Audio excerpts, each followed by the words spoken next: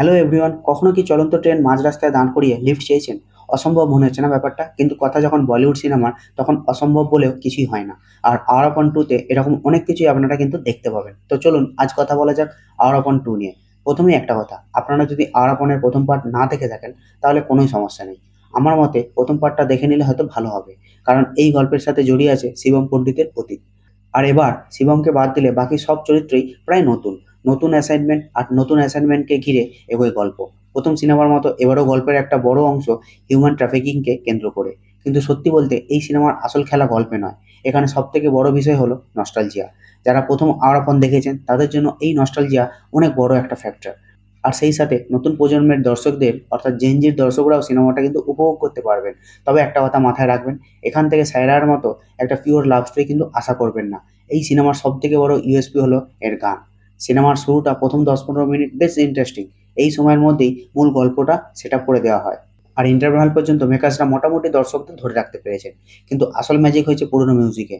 আওরাপনের পুরনো আইকনিক গানগুলোর সামনে নতুন গানগুলো সেভাবে মনে দাগ কাটতে পারে না।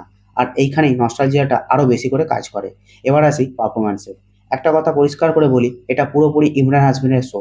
প্রবাদে আছে, একদিকে পুরো বলিউড আর অন্যদিকে ইমরান হাসমিন। শিবম পণ্ডিতের চরিত্রে ইমরান আবারও নিজের পুরনো সেই ইন্টেন্সিটি ধরে রাখতে পেরেছেন।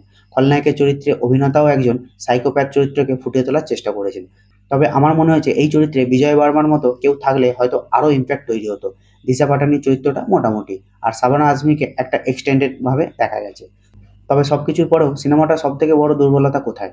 ক্লাইম্যাক্সে। সত্যি বলতে আওয়ার আপন টু এর ক্লাইম্যাক্স আমাকে একদম সন্তুষ্ট করতে পারেনি। এতক্ষণ ধরে যে গল্পটা তৈরি করা হয়েছিল, ক্লাইম্যাক্সে গিয়ে সেই লেভেলের পে অফ পাওয়া যায়নি। তবে একটা ভালো দিকও কিন্তু আছে। সিনেমায় কোনো অশালীনতা নেই, খোলামেলা দৃশ্য বা অতিরিক্ত গালিগালিও নেই। তাই পরিবারকে সঙ্গে নিয়ে সিনেমাটা অবশ্যই দেখতে পারেন। আর এবার সবথেকে গুরুত্বপূর্ণ বিষয়, আওয়ার আপন টু কি দেখবেন না দেখবেন না? যদি আপনারা প্রথম আওয়ার আপনের ফ্যান হন তাহলে একবার সিনেমাটা দেখা যেতেই পারে।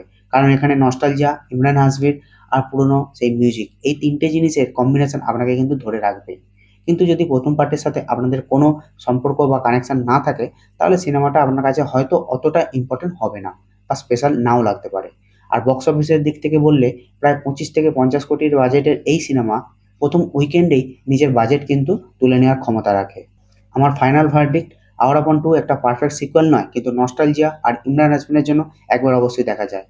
আপনারা যদি সিনেমাটা অলরেডি দেখে থাকেন তাহলে কমেন্টে অবশ্যই জানাবেন আপনাদের কেমন লেগেছে। আমার তরফ থেকে সিনেমাটা 3/5। আমার চ্যানেলে নতুন হলে সিনে দিব্যকে সাবস্ক্রাইব করে আমার সাথে পাশে থাকবেন। আর ভিডিওটা ভালো লাগলে লাইক আর শেয়ার করতে কিন্তু একদম ভুলবেন না। দেখা হবে পরে ভিডিওতে। জয় হিন্দ, বন্দে মাতরম।